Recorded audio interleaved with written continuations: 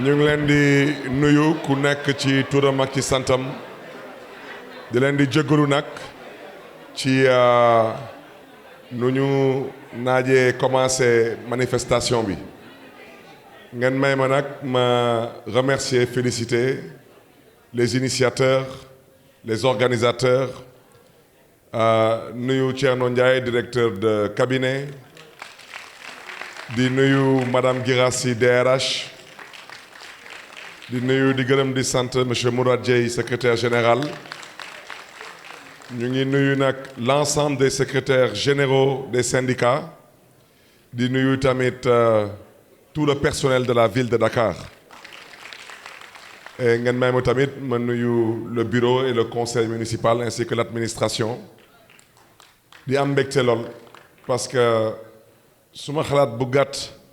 mooy àdduna lépp dañ koy waxtaane te suñuy waxtaan am nañ yaakaar mën nañ jubo ba ku nekk mën ci gis boppam. Je vais peut-être de façon ramassée essayer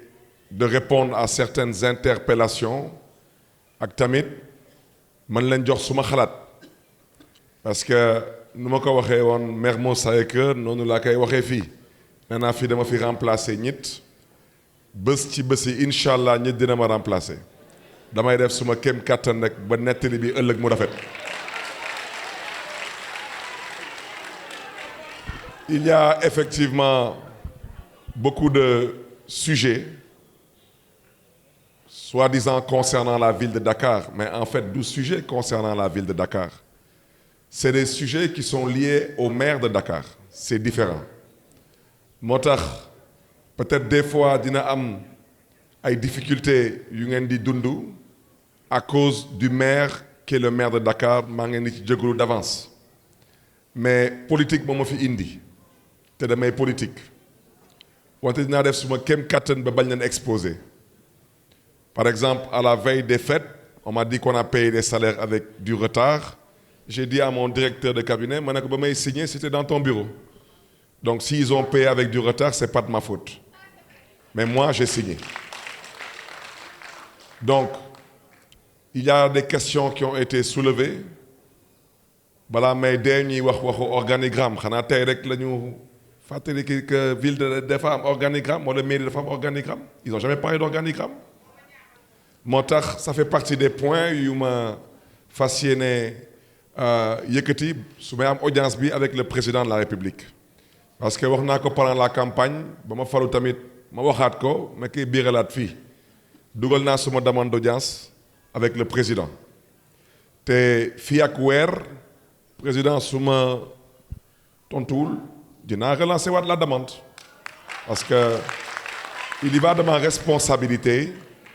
de faire en sorte que la ville de Dakar ait des relations acceptables,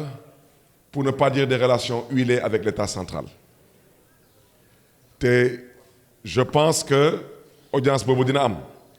ñun soxla nañ ko wante moom tamit président daf ko soxla parce que ku dem ba yàlla suturaal la ba nga nekk njiitu réew kooku je pense que parloo wala politique da nga ko nar a passé te nga jéem a uuf ñëpp parce que loolu mooy responsabilité su ñu jëlee lu mel ni organigramme lan laa fas yéene wax président man yàlla may na ma nekkoon maire commune d'abord d'arrondissement ensuite commune de plein exercice fii amul benn commune bu soxla DRH wante ville de Dakar dafa soxla DRH fii daanaka à la limite amul benn commune bu am DAF mais ville de Dakar dafa soxla DAF d'habitude secrétaire municipal ci commune bi moom mooy def office en partie d'habitude de DAF de DRH et j'en passe parce que lan la ñuy am ci commune yi d'habitude c'est un comptable mais fii mënoo gérer la mairie de Dakar avec un comptable mënul nekk donc il faudrait que ñuy toog fii di waxu organigramme d'abord qu'ils comprennent une chose constitution du Sénégal di suñu alxuraan di suñu bible benn collectivité locale biir Sénégal képp rek donc le cité mooy la ville de Dakar Dakar est la capitale du Sénégal. Donc cette capitale-là, cette ville-là, on ne peut pas la traiter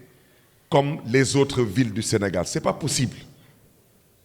Maintenant, on peut dire peut-être, j'ai donné des exemples. J'ai dit, en 2009, avec Khalifa Sall, ce qui est actuellement la DDU et la DST était la grande DAU. Khalifa Sall a souhaité l'éclater en deux directions. On peut l'évaluer aujourd'hui. Regardez si l'acte posé par Khalifa Sall mérite d'être perpétué ou est-ce qu'on doit revenir à l'ancien système.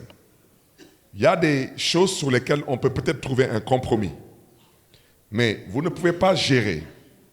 une ville de 2 millions d'habitants avec plus de 1700 employés avec un organigramme de 5 directions, ce n'est pas possible. Mënul nekk. Parce que ville de Dakar dafa soxla am DRH parce que 1700 employés amul benn collectivité locale Sénégal bu ko fi am. La ville de Dakar est le plus grand employeur de ce pays après l'État du Sénégal. Donc naka la ñu mën a jóg tey ñu ne bon ci organigramme bi DRH mën na ñàkk DRH mënul ñàkk. Naka la ñu mën a toog tey ne mën nañ gérer une ville qui a plus de 50 milliards de budget sans une direction administrative et financière. Tey, comment on peut dire que la ville de Dakar n'a pas besoin d'une direction de la jeunesse et des sports? Comment on peut dire que la ville de Dakar distribue plus de 3 milliards de bourses mais du soxla am direction de l'éducation et de l'insertion? Donc ñiy wax waxu organigramme te mën naa continuer di wax mais ñiy wax waxu organigramme ils doivent savoir que la ville de Dakar c'est un État en miniature. Et il ne faut pas qu'ils pensent que vouloir combattre un homme justifie leur volonté de vouloir détruire une ville ou une administration, une collectivité. Ce n'est pas acceptable. Moo tax ci audience bi avec le président de la République, nous comptons y aller avec une feuille de route bien précise. Et ci feuille de route boobu, par exemple, j'ai indiqué que le potentiel de la ville de Dakar en termes de budget n'est pas totalement exploité. Parce que man ba may ñëw fii 2009 ak Khalifa Sall budget mairie de Dakar 50 milliards la woon.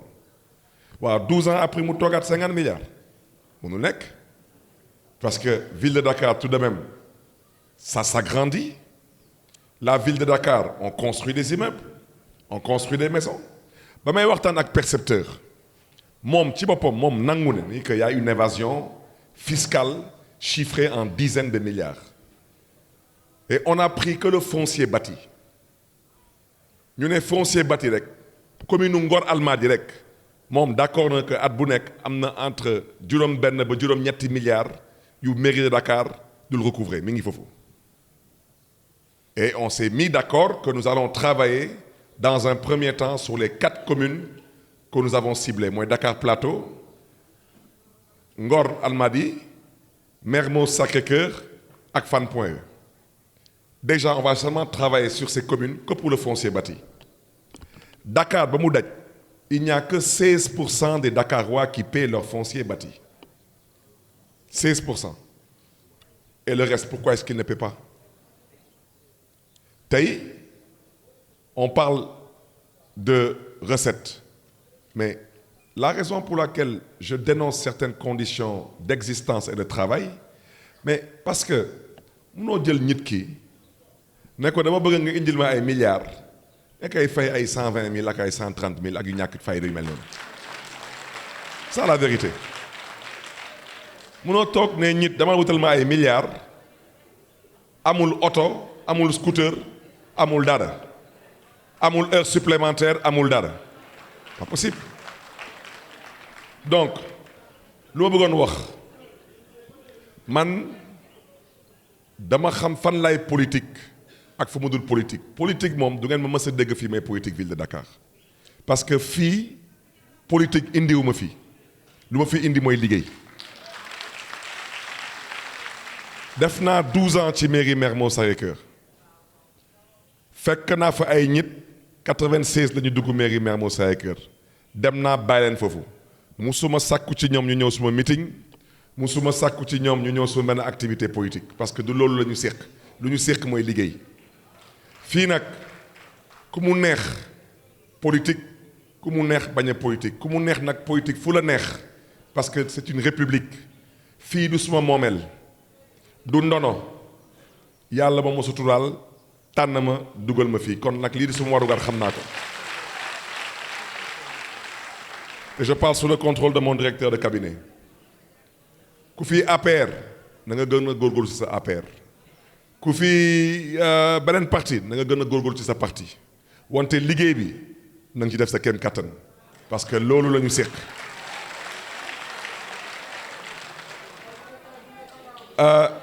les conditions d'existence et de travail wax naa ko am na lu ngeen xam ne ni suma warugar la am na lu ngeen xam ne ni yéen loolu mooy seen warugar parce que tey dañu bëgg a tënk nañu yaa des textes mënu leen def lii mënu leen def laa wante ñoom seen bopp ñoom suñu bëggee def ñoom dañuy def mais ñun amuñu droit def joxe naa fi exemple nee naa le code des marchés il est contraignant mais c'est la loi il faut la respecter da ngay bëgg a defar ay tali wala nga bëgg a tabax benn lycée su ngeen jëlee arrondissement bu mel ni arrondissement Grand Dakar nga xam ne yaa Grand Dakar dem ba Hann Bel-Air amu fa benn lycée amul ci benn commune amul lycée ku dem ba am entrée en sixième nga bëgg a dem lycée foog nga génn de ta commune génn de ton arrondissement dem ay Lamine Gueye ak ñoom seen tey soo bëggoon tey tabax benn lycée nga nekk maire yor ay milliards ñooy la foog nga toog ñaari at ba ñetti atu procédure je dis non je dis ñoom naka la ñuy def ñoom et effectivement on a découvert que ñoom amul benn projet bu mag bu nekk ci ay ministères lépp dañ ko yóbbu agence APIX lépp BRT TER Diamniadio tout est à l'APIX on a dit comme c'est comme ça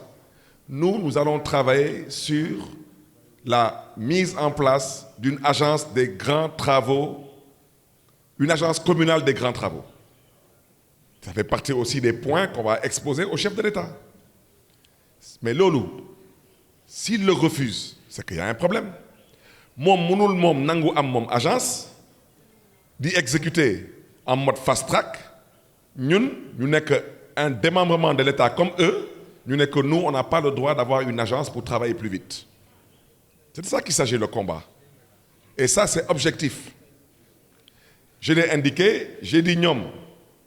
ils peuvent faire des contrats spéciaux mais tey ils le refusent à la ville de Dakar ñoom ils trouvent des moyens saa yi bu syndicat yi di yëngal moo xam ministère de la santé moo xam ministère de l'éducation nationale ils prennent des engagements pour améliorer leurs conditions de vie et de travail lu tax ñun soxlawul sax syndicat yi di yëngal ñun ñoo am yéene bëgg a jàppale travailleurs yi gars yi ci teg seen tànk au nom de quoi et comme j'ai déjà dit nee naa mais nit ki balaa nga ne naam ne fa yow xanaa mu nekk sax sa moomeel nga ne ma déet amoo droit def lii mais lu nga xam ne ni suma budget la du sa budget c'est le budget de la ville mais la ville à travers son conseil municipal a le droit de dire nous voulons améliorer les conditions de travail des agents de la ville de Dakar c'est la raison pour laquelle j'ai fait des propositions j'ai dit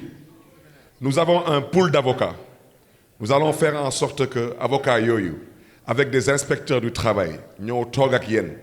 ngeen waxtaan ñu jéem a xool fan la ñu mën a jaar ba améliorer vos salaires et vos conditions et vos avantages si maintenant par extraordinaire l'État s'oppose à ça j'ai fait des propositions on a fait 3 jours de conclave j'ai dit mais xanaa nag wax dëgg yàlla conseil municipal buy délibéré ne day joxe ay secours mais conseil municipal am na droit wax que moom day délibéré tabaski bu nekk day jox agent bu nekk 100 000 conseil municipal am na droit délibéré ne moom korité wala rentrée des classes am moom day délibéré pour que agent bu nekk mu jox ko 100 000 et loolu tout de même et je l'ai indiqué lors de ce conclave 1700 agents nga jox leen ku nekk 100 000 pour la tabaski ce n'est que 170 millions ce n'est pas de l'argent à la ville de Dakar et j'ai indiqué j'ai dit personnellement man maire de Dakar rus naa man di lebal agent 100 000 te agent buy feeku 120 wala 150 000 ma lay lebal 100 000 gis naa def loolu voilà wante j'ai indiqué aussi aux syndicalistes parce que Wolof Njaay nee na fulla mooy jaay Dakar maire yéene leen conseil municipal délibéré état taxaw ne moo lànk lu ci des nag na ngeen wane seen fulla c'est tout parce que il faut se comprendre nit ki mënoo am sa yëf yéene ko nit bu nga xam ne yoonam neewu ci moom lenn rek lañ ko sant mooy xoolal est-ce que ñii lu ñuy def est-ce que légal na wala légalul mais ana nit bu bëgg a jàppale agent am nga ne ko loolu légalul loolu fan la am c'est ça le problème c'est la raison pour laquelle je l'ai dit, je le répète, nous avons fait 3 jours de conclave. J'ai proposé qu'on débloque ou bien une fois dans l'année 200 000, ça fera 340 millions, ou bien on le fait 2 fois 100 000, ça fera toujours 170. C'est de faire un effort seulement pour que les travailleurs on puisse améliorer leurs conditions d'existence et de travail, à défaut de pouvoir améliorer les salaires. Kon nag wax naa tamit nee naa ci cabinet bi ñu ngi singal ñaari nit xawma ñooñu lan lañ leen def ñu ne ñooñu il n'est pas question ñu liggéey fii Sénégal mel ni ñoom ñu moom Sénégal mais man ci cabinet bi damaa fa jël nit benn jigéen madame Ndiaye mu nekk conseillère technique en charge du foncier moom lan mooy liggéeyam mooy jëm a recenser tout le portefeuille immobilier et foncier de la ville de Dakar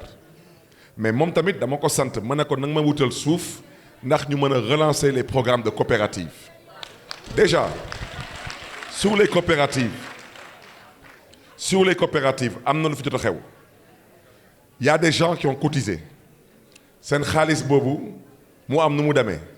nous allons tout faire parce que la ville de Dakar malheureusement a une responsabilité vis-à-vis de ceux qui ont cotisé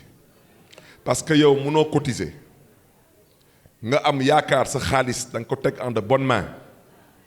xaalis boobu say ville de Dakar taxaw mel ni moom yoonam newu ci c'est pas possible donc nous allons travailler pour voir qu'est-ce qu'il y a lieu de faire je ne peux peut-être pas prendre sur moi l'engagement aujourd'hui de vous dire que je vous donnerai chacun d'entre vous un terrain ou une maison peut-être loolu nekku fi wante quiconque a cotisé nous allons faire en sorte que ces cotisations-là soient réactualisées si la ville de Dakar doit éponger des dettes la ville de Dakar le fera parce que man loo mënul nangu nit liggéey mairie de Dakar 20 ans 30 ans di dem retraite amoo oto amoo terrain amoo kër amoo dara c'est pas acceptable fii amul benn maire bu fi jaar dama ne amul benn maire bu fi jaar ba jógee mairie de Dakar te ba ngay génn fii nga ne da ngay arrêté clando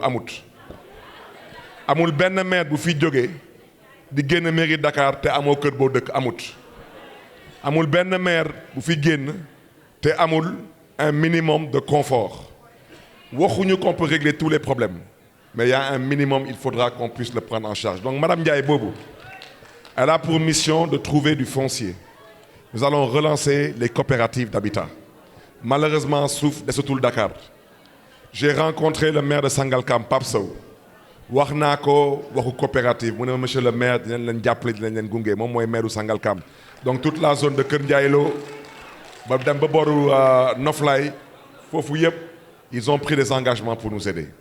donc man dinaa def suma kem kattan comme j'ai déjà dit suñu mënulee yokk salaire yi dinañ def en sorte que incha allah ngeen mën a gis seen bopp à travers des mécanismes d'appui à travers des journées comme ou des moments plus ou moins comme la Tabaski la Korité la rentrée des classes le Nouvel An mais nous allons faire en sorte que loolu su ngeen ko jëlee ngeen saytu ko ci at bi Si vous avez divisé par 12, vous avez une nette amélioration sur votre traitement salarial. J'ai parlé de l'accès au foncier. Faites-moi confiance, je vais vous dire Kem Katten. L'ancien site de la DAU, moi, je suis en face de Batimat. Moi, je fais 1,5 hectare. Ay nit ñëw nañ fi ne ma maire nañ fa tabax centre commercial ay nit ñëw nañ fi ne ma maire nañ fa tabax ay plateau bureau ay nit ñëw nañ fi amul luñ ma proposé wul man leen man ba may campagne j'ai pris l'engagement de ramener l'humain au cœur de mes priorités j'ai pris l'engagement de valoriser le capital humain nga tabax centre commercial am na ñu am poste pour dugg centre commercial am na ñu amul lu ñuy duggee centre commercial nga tabax fii ay plateau bureau am na ñu ci gis seen bopp mais l'écrasante majorité des Dakaroises et des Dakarois duñu ci gis seen bopp j'ai proposé à ce qu'on construise un hôpital d'un niveau beaucoup plus élevé que l'hôpital de Principal parce que ce que je recherche en grande partie c'est toujours dans le cadre de l'amélioration des conditions de travail et d'existence des travailleurs cet hôpital-là Inch'Allah, il sera construit par un groupe marocain qui actuellement est en train de construire des hôpitaux en Côte d'Ivoire. Ils nous ont invités, dem nañ Côte d'Ivoire, gis nañ luñ fay liggéey. Dem nañ tamit ci internet, on a vu ce qu'ils ont fait dans d'autres pays comme au Ghana et au Maroc. ñooñu seen spécialité mooy lan mooy tabax hôpital livré loolu ko clé en main sa dërëm lu ci dugg. Ensuite nag bor boobu nag nga koy fay comme les prêts qu'on a eu à faire, les prêts BOAD pour faire des routes, etc. Mais cet hôpital, le mot gagnant, et je l'ai déjà indiqué aux syndicalistes, c'est que le personnel de la ville de Dakar et la famille de cet agent puissent avoir accès à la santé gratuitement. Parce que nit ki tey suñu xoolee tey lu ville de Dakar di dépenser ci ay prise en charge ci ay couverture médicale nit ki nag mënoo am sa suuf tey le terrain de la DAU il fait 1,7 hectare. Le mètre carré dans la zone là-bas il est à 1,5 million. Ça veut dire que yow mënoo am sa milliard di ko teg pour tabax benn hôpital ñooy la suba soo bëggee faju da nga fay fay donc lu ñu nar a fay principal di ko fay ay CTO di ko fay fii ak di ko fay fële ñu am suñu hôpitalu bopp. À partir de ce moment aussi, les Dakarois pourront aussi venir et se soigner à des prix encore une fois de plus, des prix sociaux. Parce que la ville de Dakar, ce n'est pas une banque. La ville de Dakar, ce n'est pas un GIE. La ville de Dakar n'a pas pour vocation de gagner de l'argent. La ville de Dakar, elle a pour vocation de rendre un service public à des usagers et en l'occurrence aux populations dakaroises. Donc, wax naa ci la volonté qu'on a pour améliorer le traitement salarial wax naa la volonté que nous avons pour pouvoir vous permettre d'avoir accès au foncier je vous fais part de ce projet de construction d'hôpital et j'ai déjà indiqué vos propositions sont les bienvenues dama ne mairie bi du suma moomeel du ndono bu jóge ci suma ay wójur du suma ñàkk yàlla ci mbaaxam moo dogal ma toog fii dañ ma dénk alalu mbooloo du ma ko iñaane kenn wante nag dinaa ko jëm a teg ci yoon. man daal lu ma bëggoon peut-être pour qu'on ne perde pas trop de temps faites-nous une proposition comme Abbas Ndao a parlé mais faites une proposition globale voilà aujourd'hui par exemple si on se lève on dit on peut donner 1 milliard à la population de Dakar c'est la retraite. Mais on peut dire aujourd'hui, la ville de Dakar, toujours par délibération, on cible une certaine catégorie. Je prends un exemple. Mon secrétaire général, il est assis là, mais je pense qu'il peut ne pas être concerné par ça. La ville de Dakar peut délibérer et dire, at bu nekk, la ville de Dakar a décidé, par exemple, je prends un simple exemple, que ceux qui sont à moins de 5 ans de la retraite, nous allons chaque année prendre 200 ou 300 millions, cibler ces agents et renforcer leur cotisation retraite. Donc, na ngeen góorgóorlu ba beneen yoon ne lii su noree am au-delà des secrétaires généraux de syndicats, vous vous organisez peut-être par direction, peut-être par service. Si vous voulez prendre la parole, prenez la parole. Déjà, nous avons pris l'engagement, parce que ça fait partie aussi des points yu ma fas yéene échanger avec le chef de l'État, parce que mairie Dakar mënuñu toog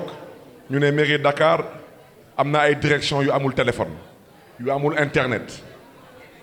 yu amul machine, ay direction yu amul auto, ay service yu amul scooter. Loolu c'est pas des choses acceptables. Ay direction, il paraît que même pour avoir même du papier, c'est des problèmes. Et je l'ai indiqué au secrétaire général, j'ai dit qu'il faut qu'on puisse revenir à une administration beaucoup plus efficace, une administration beaucoup plus moderne et au besoin une administration digitalisée. Donc li ci kanam daal raw li bët nañu ñaan yàlla nañ yàlla may fekkee tel ak dal li ci kanam am naa yaakaar que ñëpp dinañ ci gis seen bopp.